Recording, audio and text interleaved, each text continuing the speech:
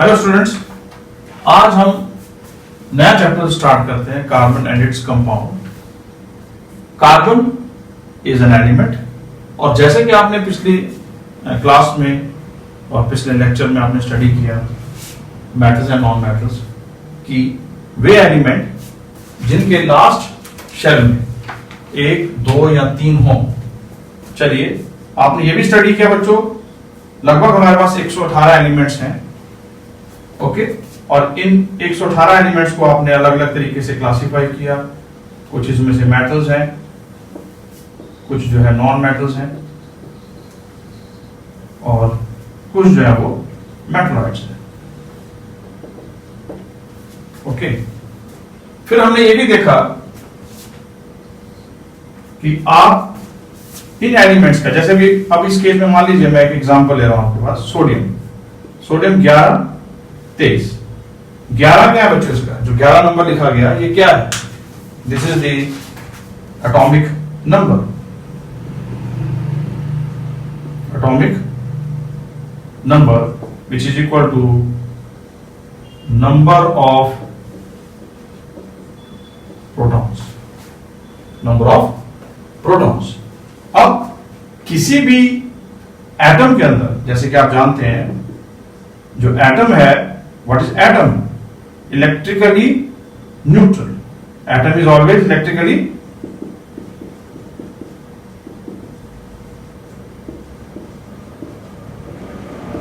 Neutral होता है। Why? Because इसमें number of protons is equal to number of electrons होते हैं बच्चों। ये आप सारा पीछे लास्ट चैप्टर में किया, आपने पिछली क्लास में भी किया है, 9th क्लास में भी करके आए हैं। जस्ट एक बार रिवाइज कर रहे हैं so that things become easy for you. So what is atom? It is electrically neutral. क्यों? Why it is electrically neutral? किस लिए? बिकॉज इट कंटेन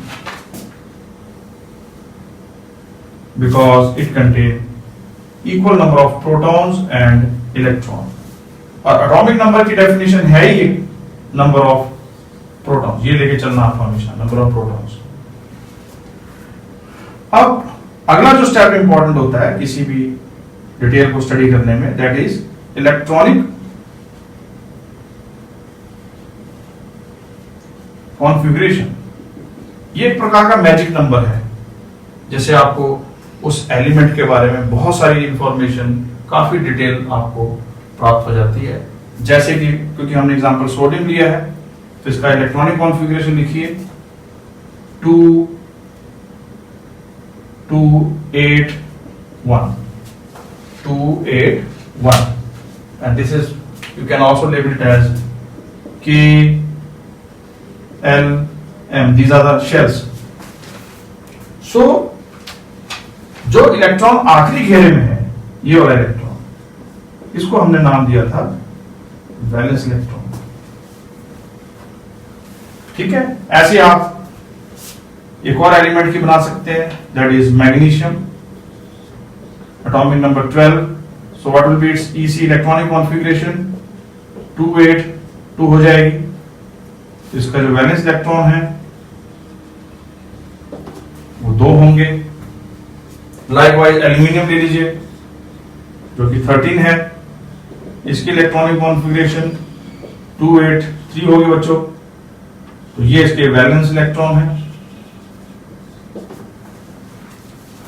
तो आप क्या देख रहे हैं, अगर आप कोई नॉन मेटल लेते हैं, लेट अस से ये सारे हमने मेटल्स लिए, मान लीजिए हम नॉन मेटल्स लेते हैं,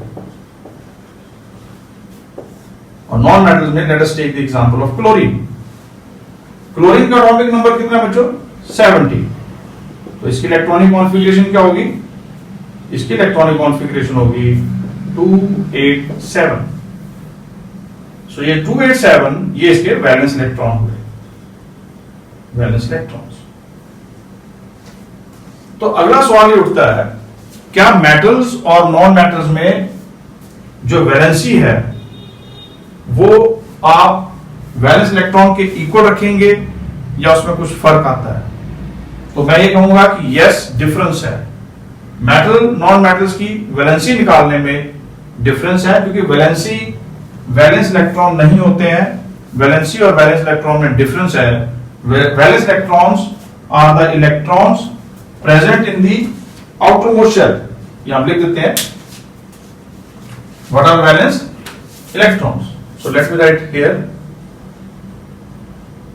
what are valence electrons. So we can write down these are the electrons present in the outermost shell.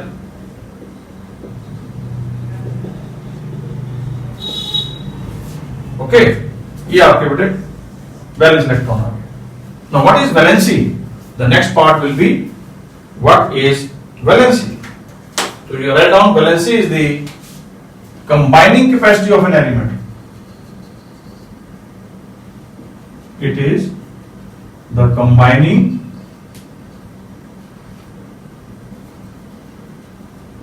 capacity of an element. Now the next part will be, जो अगला step हमें जानना चाहिए, जो हमें पता लगाना चाहिए कि how to find valency of metal and non-metals. Is the method same for finding the valency of metals and non-metals? Let us discuss in the next part. Okay, बच्चों देखिए metals क्या है और non-metals क्या है।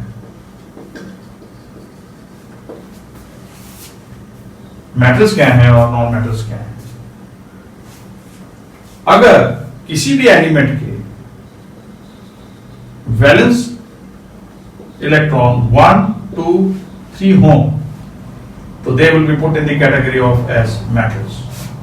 नॉन मेटल्स में क्या आएंगे बच्चों, देखिए 4, 5, 6 and 7 they will be labelled as. What are these 4, 5, 6, 7? These are the valence electrons. Valence electrons.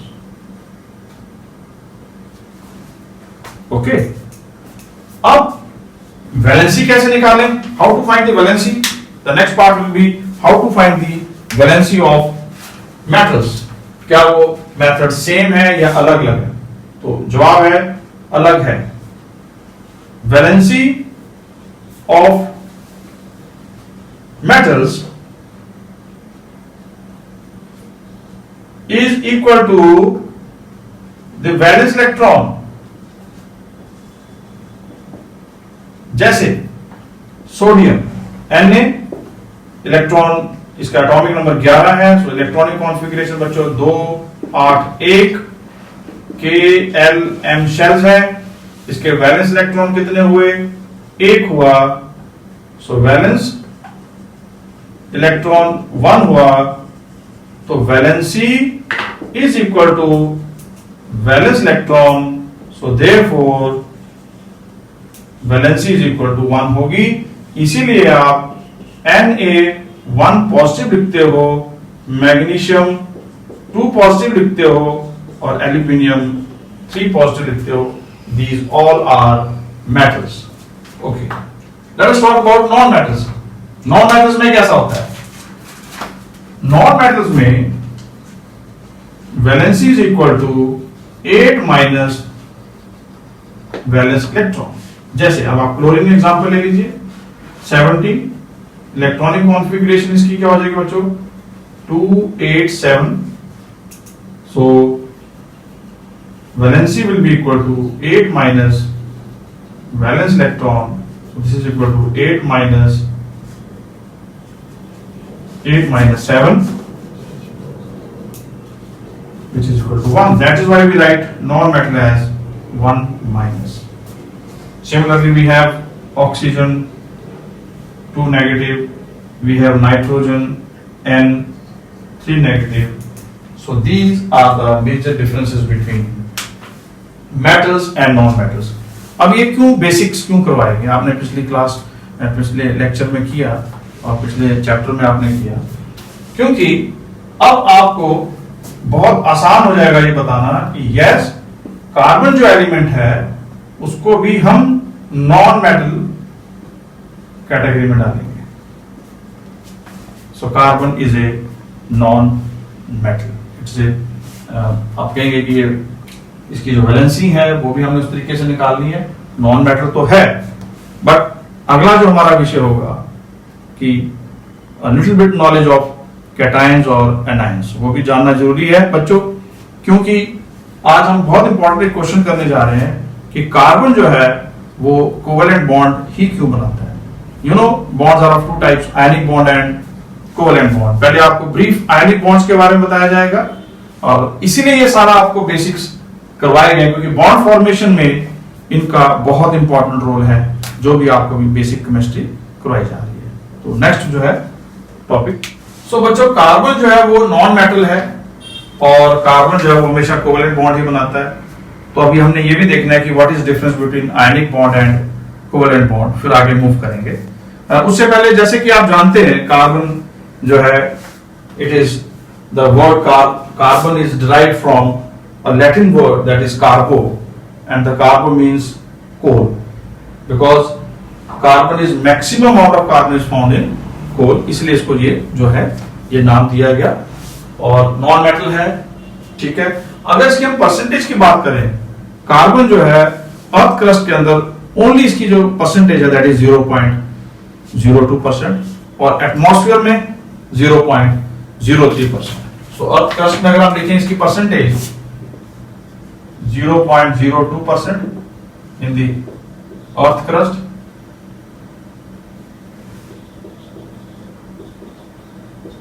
and if you talk about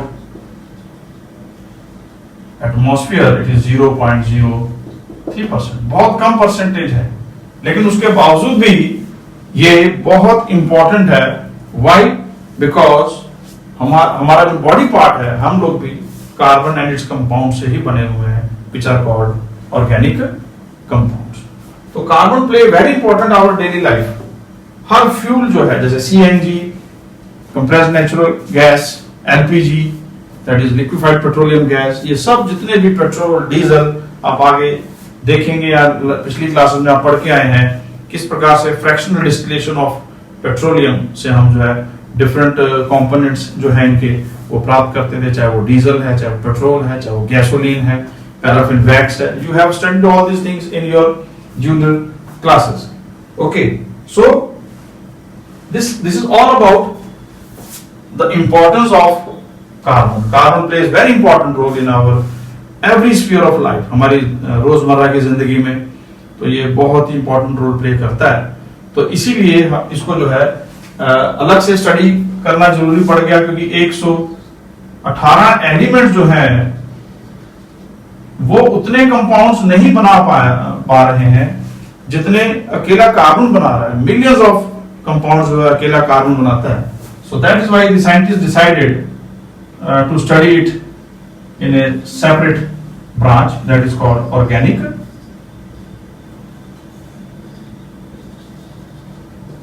chemistry.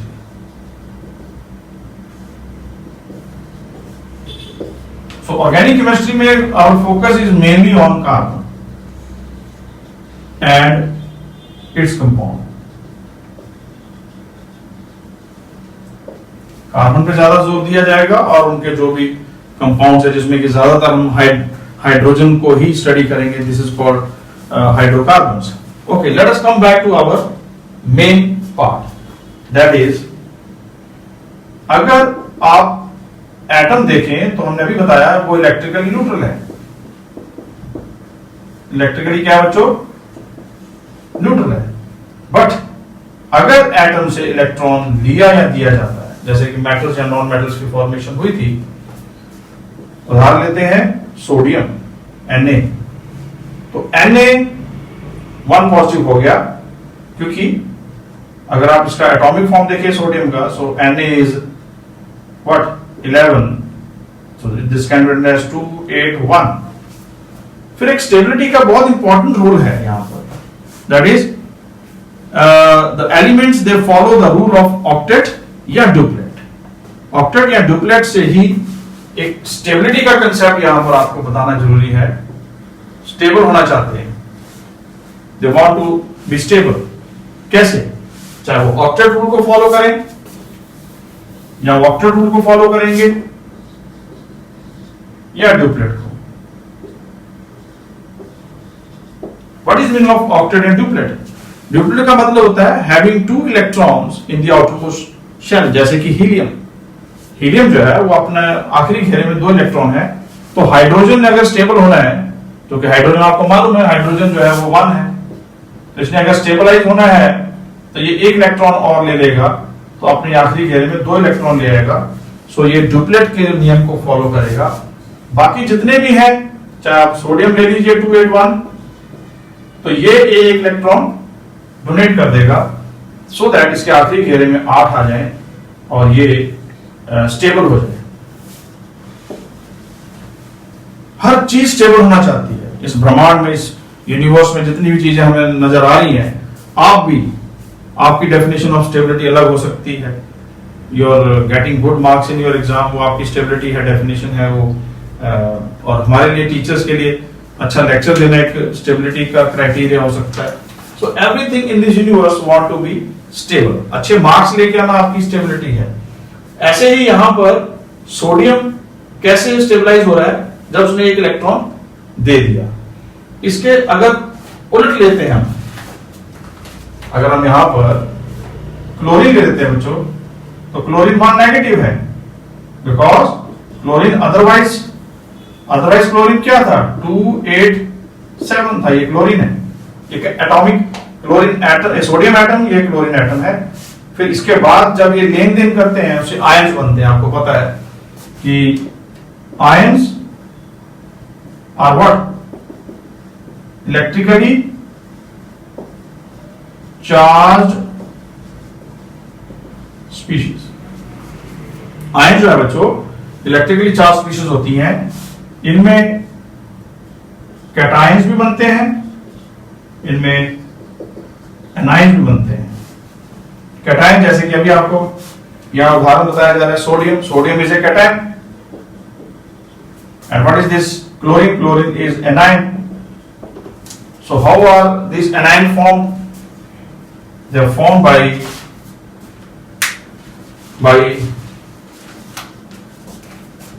accepting the electrons.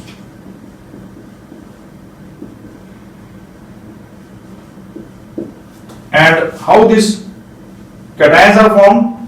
See, अगर आप इलेक्ट्रॉन को एक्सेप्ट कर लेंगे तो acceptance of electron, accepting the electron भी कह सकते हैं यहाँ पे। So what are anions? These are formed by gain of electron. That will be more appropriate. They are formed by gain of electron, and sodium they are formed by loss of electron. Sodium जब electron lose कर देगा तो cation की formation होती है। Chlorine atom जब electron gain कर लेगा तो एनाइन की फॉर्मेशन होती है। ये पूरा आप सेटअप याद रखना। Okay, I repeat it again. Sodium atom था, उसने इलेक्ट्रॉन लूज किए, सोडियम कैटायन बन गया। अब कैटायन के पास कॉन्फ़िगरेशन रह जाएगी इलेक्ट्रॉनिक जो है वो 2-8, ये स्टेबलाइज हो गया। देखिए आप, यही तो चाहता था ये स्टेबल होना। और क्लोरीन जो है वो 2-8 हो गया। देखिए इसके आखिरी घेरे में 7 थे, इसने जो सोडियम ने इलेक्ट्रॉन दिया वही इसने ले लिया। सो ये जो है 2-8 बन गया, ये भी स्टेबल हो जाएगा। एक और बहुत अच्छी बात है कि सोडियम अकेला खाएंगे poisonous, chlorine is also poisonous. जब ये दोनों कंबाइन कर जाते हैं Na+Cl2, so this will form NaCl। Balance कर दीजिए।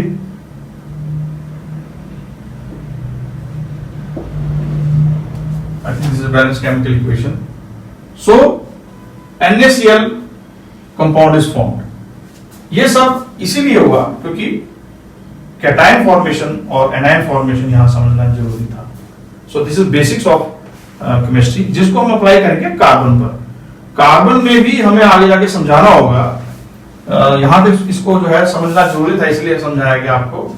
अब जो नेक्स्ट टॉपिक है that is why carbon always form covalent bond, उसको हम स्टडी करते हैं, बट हमारा आधार वहां पर यही होगा कि कैटायन और एनायन फॉर्मेशन जो है वो नहीं कर सकता कौन, कार्बन, इसीलिए वो आयनिक बॉन्ड्स नहीं बनाएगा। देखो यहां जो बॉन्ड बना बच्चों, ये जो बॉन्ड बना है ये आयनिक बॉन्ड बना है। And you know what are ionic bonds? Bond formed by complete transfer of electrons. यहां लिख देता हूं, bond formed by complete transfer of electrons from one atom to another। ये पूरी डेफिनेशन है आयनिक बॉन्ड की। What is an ionic bond? Bond formed by complete transfer of electron from one atom to another। यहां एक atom जिसने electron, ये देखिए sodium है, उसने इलेक्ट्रॉन दिया, क्लोरीन इसने दिया इलेक्ट्रॉन, क्लोरीन ने वो इलेक्ट्रॉन एक्सेप्ट कर लिया, और ये दोनों के कारण फिर जो है इनके बीच में आयनिक बॉन्ड बना। ओके, अब जो नेक्स्ट टॉपिक है स्टूडेंट्स, बहुत इंपॉर्टेंट क्वेश्चन है आपके लिए और ये एग्जाम में जरूर आएगा, why carbon forms covalent bond. अब पिछले जो अभी तक हमने किया वो सब यहां यूज होने वाला है, ठीक है। तो आप लिखेंगे carbon forms covalent bond because of the two main reasons. वो क्या है? टू इसके जो रीजंस है, फर्स्ट वन, अगर मान लीजिए ये 4 इलेक्ट्रॉन ले लेता है, जैसे कि मैंने भी आपको बताया कि किस प्रकार से एटम से जो है इलेक्ट्रॉन गेन करके, अगर इलेक्ट्रॉन ले लिए जाए, एक्सेप्ट कर लिए जाए या गेन कर लिए जाए तो एनायन फॉर्मेशन हुई थी, एनायंस बने थे बच्चों, और अगर ये लूज कर दिए जाए तो फिर कैटायन बने थे। ये आपको बार बार मैं रिवाइज करवा रहा हूं सो दैट आपको एकदम कंफर्म हो जाए और आप याद रहे, आपको ये लॉजिक लेके चलना है आपने। ऐसा यहां होगा, अगर मान लीजिए कार्बन ने 4 इलेक्ट्रॉन ले लिए तो ये 4 नेगेटिव हो जाएगा बच्चों, और 4 नेगेटिव बनने के बाद ये 4 नेगेटिव आ गया, मतलब ये एनायन हो गया। Okay, this anion will be highly unstable, ये स्टेबल नहीं होगा। व्हाई? बिकॉज अंदर के जो 6, क्योंकि देखिए 2 and 4 बच्चों कितने हैं? 2 and 4। अगर टोटल हम इसमें देखें तो इलेक्ट्रॉन तो इसके अभी फिलहाल 6 ही है, ठीक है, 6 इलेक्ट्रॉन्स हैं। तो ये आपके पास 2 ये आगे, 4 ये आगे, तो आप इसको क्या करना चाहते हैं? 8। तो 8 के लिए आप 4 और देंगे सो दैट ये 2 और 8 हो जाए, बट हमने बोला ये पॉसिबल नहीं है। व्हाई? बिकॉज इन 4 इलेक्ट्रॉन्स में जब 4 और ऐड करेंगे तो अंदर के जो 6 इलेक्ट्रॉन है वो आने वाले 4 इलेक्ट्रॉन्स को रिपल्शन करेंगे, और वो रिपल्सिव फोर्स इतना ज्यादा होगा कि हमें बहुत ज्यादा एनर्जी चाहिए होगी इन इलेक्ट्रॉन्स को अंदर इस शेल में पुश करने के लिए, विच इज नॉट पॉसिबल। इसीलिए इसने ये वाला जो टेक्निक है इसको नहीं अपनाया। सेकंड आ जाइए, मान लीजिए 4 इलेक्ट्रॉन क्या कर रहे? लूज कर, तो 4 इलेक्ट्रॉन लूज करके बच्चों क्या बना देगा? कैटायन। ये देखिए, जैसे कि यहां पे सोडियम पॉजिटिव हुआ था, इसमें क्लोरीन नेगेटिव हुआ था, सेम। तो ऐसी स्थिति में क्या होगा? ये भी पॉसिबल नहीं है, not possible, this is not possible. Reason मैंने आपको बता ही दिया, लिख लेना आप। ये भी पॉसिबल नहीं है, नॉट पॉसिबल। अब रीजन बताते हैं क्यों।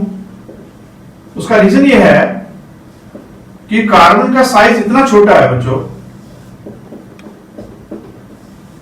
कि आखिरी के 4 इलेक्ट्रॉन्स को रिमूव करके इसको ड्यूप्लेट, देखिए हमने आपको ये बताया कि किस प्रकार से हाइड्रोजन 1 इलेक्ट्रॉन गेन करके वो जो है नोबल गैस कॉन्फ़िगरेशन ले सकता है।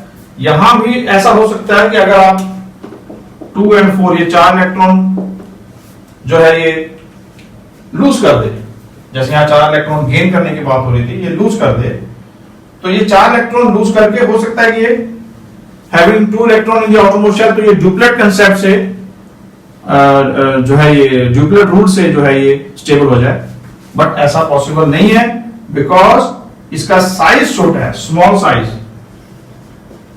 ये स्मॉल साइज अलाउ नहीं कर रहा है कार्बन को कि वो अपने आखिरी के 4 इलेक्ट्रॉन दे दे।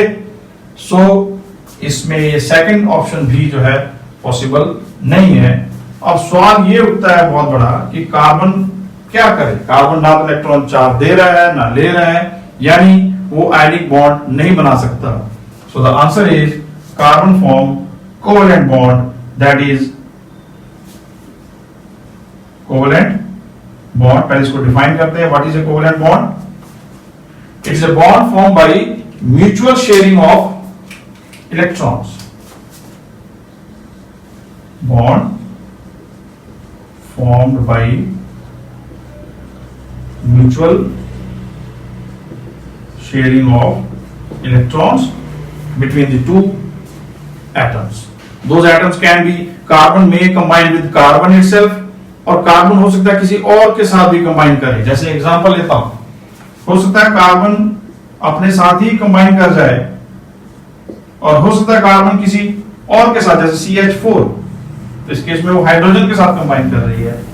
हो सकता है कार्बन CCl4 बना दे, CCl4 हम आगे ये सब पढ़ेंगे। This is methane and this is carbon tetrachloride. We will study all these things in next upcoming topics, हम वहां पढ़ेंगे। बट अभी हमारा ये कंफर्म हुआ कि कार्बन फॉर्म कोवेलेंट बॉन्ड्स। और हम देखिए पिछले चैप्टर में हम स्टडी करके आए हैं कि मेटल नॉन मेटल चैप्टर हमने स्टडी किया। आयनिक बॉन्ड जिन कंपाउंड्स में होते हैं वो कंपाउंड आयनिक कंपाउंड्स कहलाते हैं, और जिनमें कोवेलेंट बॉन्ड होते हैं वो कोवेलेंट बॉन्ड कहलाते हैं। पर दोनों में डिफरेंस क्या है वो आपको नेक्स्ट क्लास में हम जो है एक अलग से जो है इस पे वीडियो बना के समझाएंगे। What are the differences between ionic bond ionic compound and the covalent compound. With this I end my video. Please like, comment and share. Thank you for watching.